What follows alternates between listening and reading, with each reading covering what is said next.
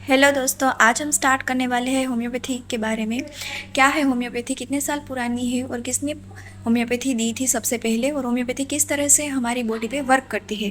तो now start. Homeopathy क्या है? What is homeopathy? Natural safe and holistic system of medicine developed by doctor Samuel Hahnemann based on like cure like and treat the individual as a whole. हमारे पूरे body को treat करती है, ना ही हमारी particular disease को और particular organ को। होम्योपैथी सिस्टम ऐसी है जो पूरे बॉडी को एज अ होल तरीके ट्रीट करती है, और वो बिल्कुल ही सेफ़ है, उसमें कोई भी साइड इफ़ेक्ट आपको नहीं मिलेगा। Principle of homeopathy, like cure like, minimum dose, holistic approach. How does it work? Stimulates the body vital force, promote natural healing, highly diluted medicine suitable for all ages can be used with other treatment। आप allopathy Ayurvedic जो कोई भी treatment ले रहे हो उनके साथ आप होम्योपैथी ले सकते हो, उसका कोई साइड इफ़ेक्ट आपको नहीं होगा। और ऑल एजेस में हम देते हैं। पीडियाट्रिक्स, छोटे बच्चों जो अभी जन्म लिए हैं उन सभी बच्चों से लेकर हम बुज़ुर्ग तक जो 1980 साल के हैं उन सभी को हम होम्योपैथी प्रिस्क्राइब कर सकते हैं। उसमें ऐसा कोई नहीं है कि इससे साइड इफ़ेक्ट होगा, इससे ये होगा, नो। होम्योपैथी ऐसा वर्क करते हैं होल, और वो डायरेक्ट वर्क करते हैं हमारे वाइटल फोर्स को।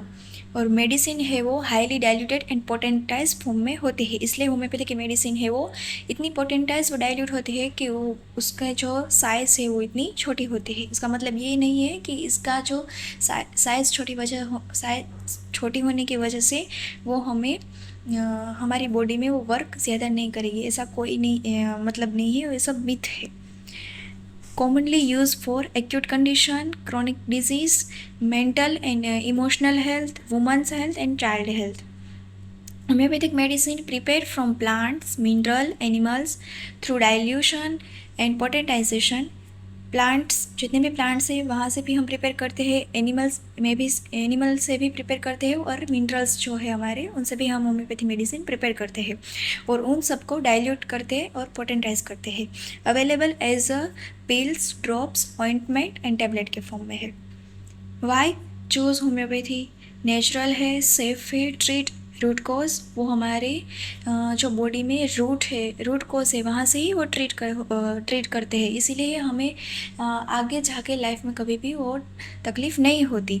स्ट्रेंथ, इम्यूनिटी, हमारी इम्यूनिटी को स्ट्रेंथ प्रोवाइड करती है। प्रमोट वेलबींग, इंडिविजुअलाइज केयर होती है। ऐसा नहीं कि अगर हमने बुखार 3 लोगों के हुआ है तो तीनों को हम एक ही मेडिसिन देंगे। होम्योपैथी में ऐसा नहीं है बिल्कुल भी। होम्योपैथी में एज पर इंडिविजुअलाइजेशन के अकॉर्डिंग टू हम उसको प्रिस्क्राइब करते हैं। अगर इसको भी फीवर है, दूसरे पर्सन को भी फीवर है, दोनों के जो नेचर है, दोनों का मेंटल है, दोनों का बिहेवियर है, इमोशन है, वो सब कुछ डिफरेंट होगा, तो उसके अकॉर्डिंग हम इंडिविजुअलाइजेशन के अकॉर्डिंग हम सिमिलर मेडिसिन उसको फाइंड आउट करके प्रिस्क्राइब करते हैं।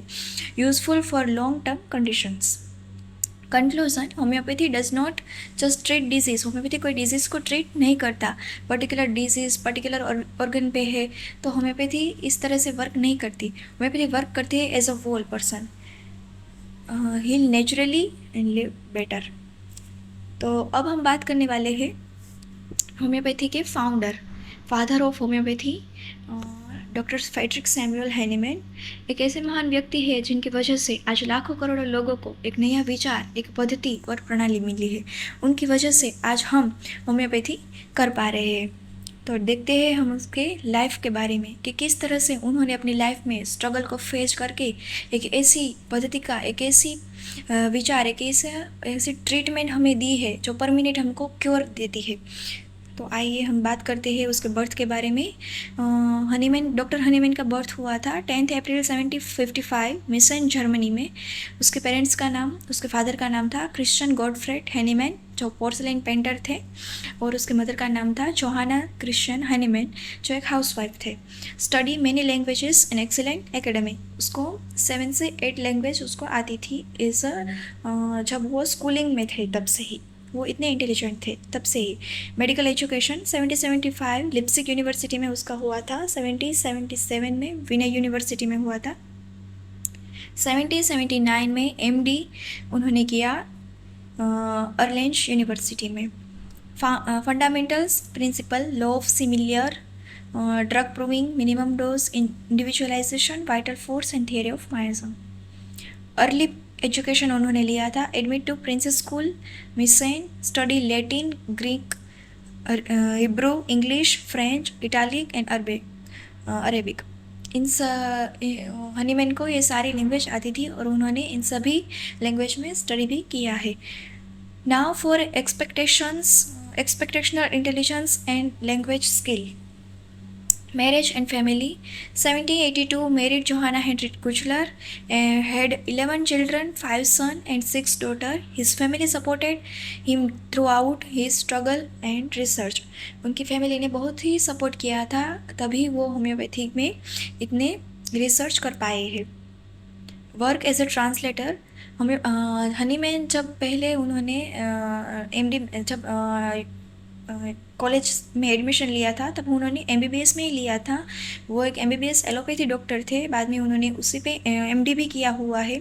और आफ्टर सम टाइम के बाद उनको लगा ऐसा कि ये जो ट्रीटमेंट तभी जो एलोपैथी ट्रीटमेंट थी आफ्टर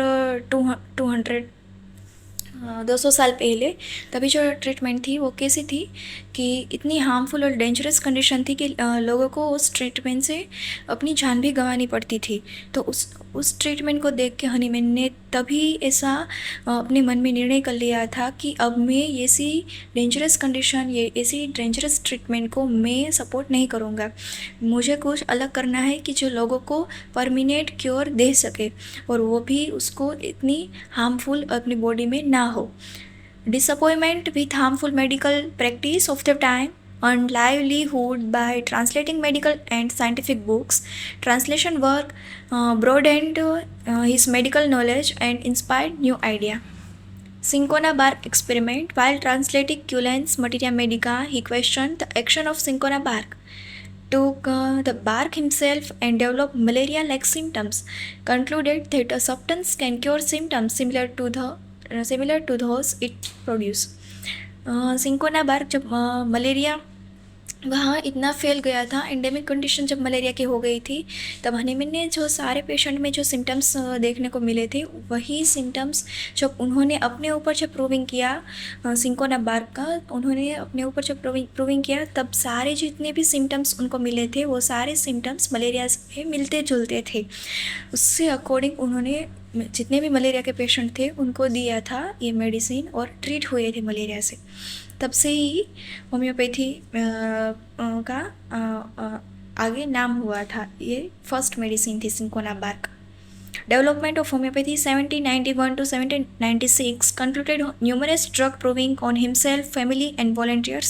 उनके स्टूडेंट, उनके फैमिली और उनके फ्रेंड वो सब ने ड्रग प्रूविंग अपने ऊपर की है और बाद में उसके जो जितने भी सारे सिम्टम्स मिलते थे वो सारे उसने रिकॉर्ड किए हैं। Record symptoms carefully develop the scientific basis of homeopathy.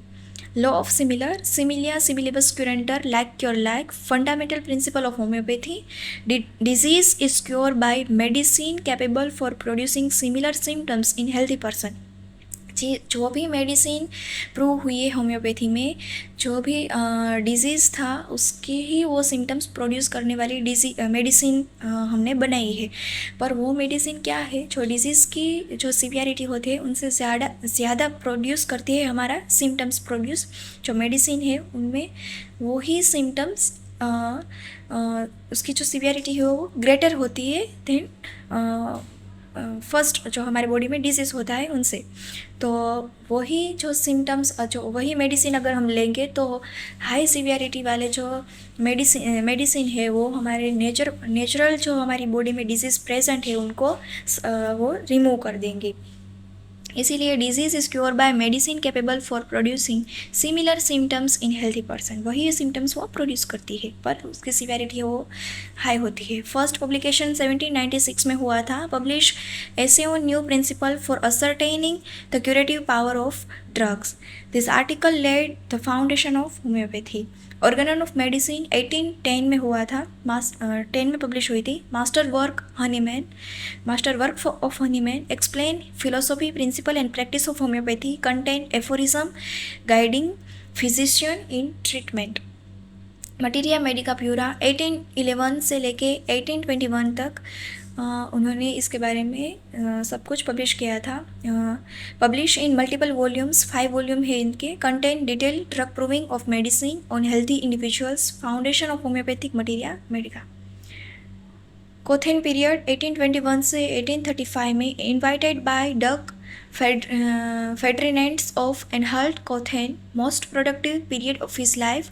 उन्होंने कोथेन है, उन्होंने हनीमैन को बुलाया था. ट्रीटमेंट, हनीमैन ने ट्रीट किया था मैनी पेशेंट को और पब्लिश की थी important book. The chronic disease 1828 published the chronic disease, introduced theory of miasm. 3 miasm होते हैं मेजर, सोरा, साइकोसिस एंड सिफिलिस. सोरा जो है हमारे फंक्शनल डिस्टर्बेंस करवाते हैं, सारे डिजीज सोरा के होते हैं. साइकोसिस जो होते हैं वो हमारे ओवरग्रोथ करवाते हैं, वार्ड्स, कोंडाइलोमेटा. एंड सिफिलिस है वो हमारे डिस्ट्रक्शन करवाते हैं हमारे सारे ऑर्गन पे. Now, Paris period 1835 to 1843, moved to Paris, married Melanie de Hervelli, practiced successfully and gained international fame. Other important books and legacy. Important books: Lesser Writing, Medicine of Experience, Friend of Health, Fundamentals, Principle, Drug Proving, Minimum Dose, Individualization and Vital Force. Date 2nd July 1843 in Paris. Remember as the founder and father of homeopathy. Now,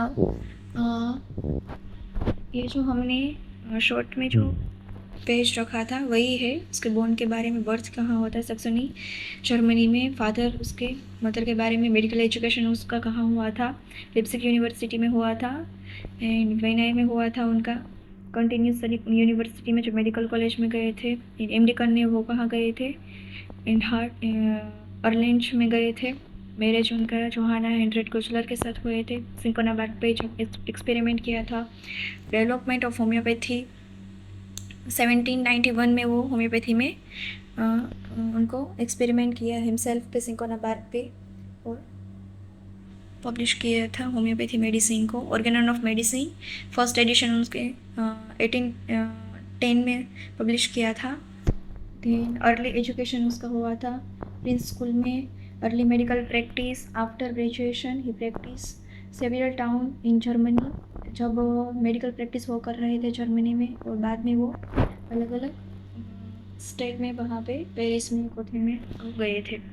और translation जब homeopathy में से वो allopathy में से जब homeopathy में वो ट्रांसलेट हुए थे.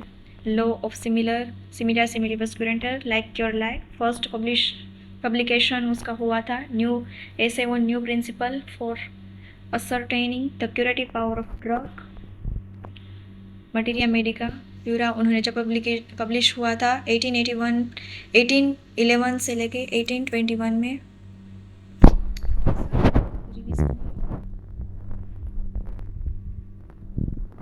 First publication materia medica. The chronic disease 1828 publish the chronic disease, the peculiar nature and their homeopathic cure.